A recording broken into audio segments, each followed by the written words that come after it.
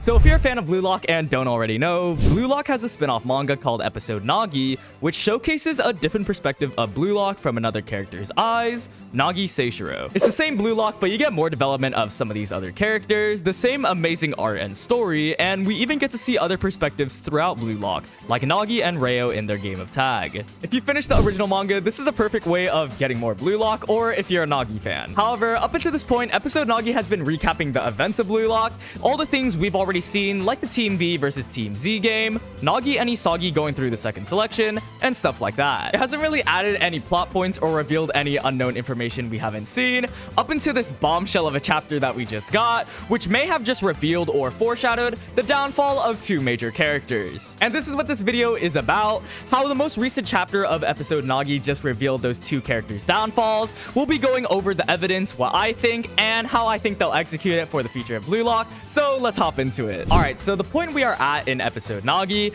is the second selection arc, and like I said earlier, it's all things that we have already seen. So it's every battle in the second selection we've already seen in the original BLUELOCK, like the 2v2 with Barou, 3v3 with Hiryo, and 4v4 with Rin.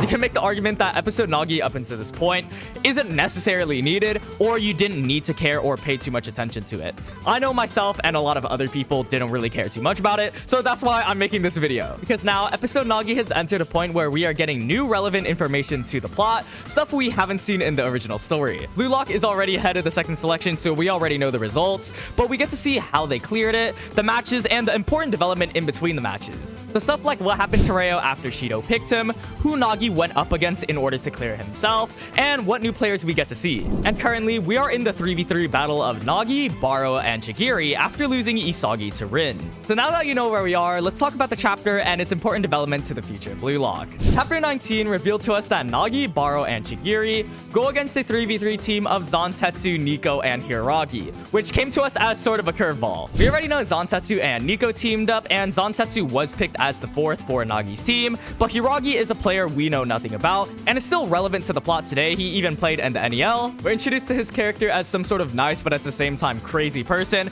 Like, he'll be smiling in one panel which comes off as friendly, and then he'll be smiling in another which comes off as killer. I won't be able to show the actual panels because the chapter isn't actually out, so I'll be putting B-roll and just use your imagination. After barging in on Nagi's room alongside Nico and Zantetsu, Hiragi suggests a tarot card reading for a change of pace. If you don't know what tarot card readings are, we are in the same boat, but basically it's like a divination thing. Picking a card gives you a sort of reading specific to you, which in this case is foreshadowing for each of our characters. If you're still confused, don't worry, it'll make sense as we go through them. For example, Barou's tarot card reading was called the Hanged Man, which means training, patience, and trial for growth, which represents the external challenges coming his way. This reading obviously relates to Barou's character, who was previously devoured by Isagi and was going through a whole lot of growth. Training, patience, all those words really describe Barou as we know him. However, the ones I want to highlight are the other two readings, Nagi and Chigiri's, as I think their readings foreshadow a lot for their characters' futures. After selecting his card reading, Chigiri gets quite literally a devil,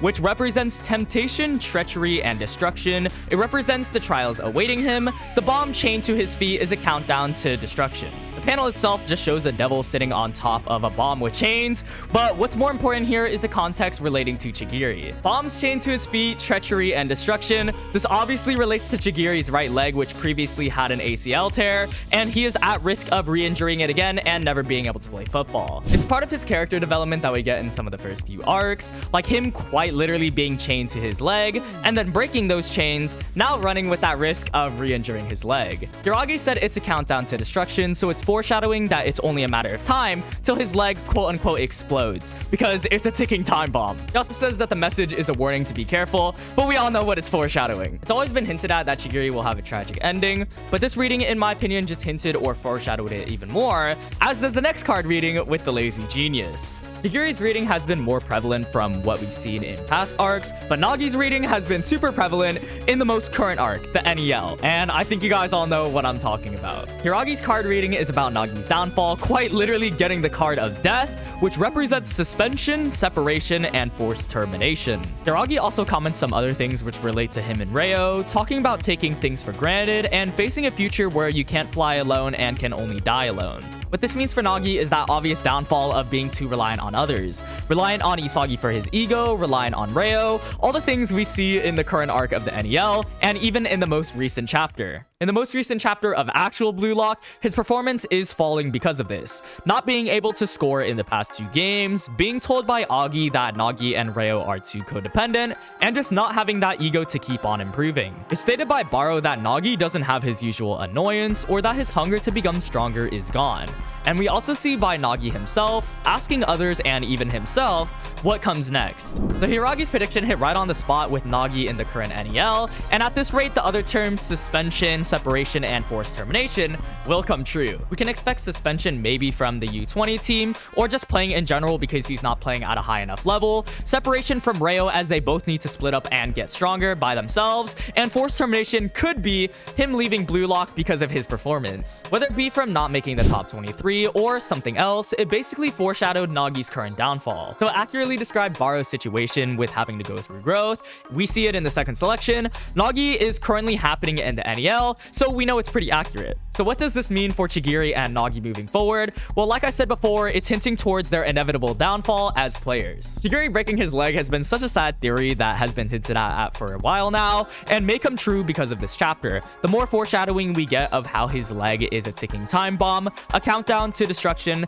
doesn't really look good for him. And with Nagi, it's accurately predicting his current downfall in the NEL, and foreshadows the eventual separation from Hiryo so they both grow as players, and how he took it for granted. If Hiryo leaves Nagi, this forces Nagi to be alone, which has 2 solutions. Either he finds an ego and comes back stronger, or he fails to fly alone like Hiragi predicted. With Agi also saying how they're too codependent, it makes even more sense that Nagi and Hiryo will split up so that they can both grow, but it's up to them to find their own ego so they can actually grow. So even though Nagi's downfall has been hinted at for a while, and we got even more foreshadowing of it, Nagi's a really important character. I doubt they'd write him off. He's a fan favorite and one of the author's favorite as well. I mean, we wouldn't have gotten a whole spin-off manga about him if he wasn't. So we will definitely see him grow and get his ego back, but not without struggle. I'm sure we'll get a lot of Nagi development as seeing his ups and downs and whatnot, especially because we'll get an arc before the U20. I'm so sure of it.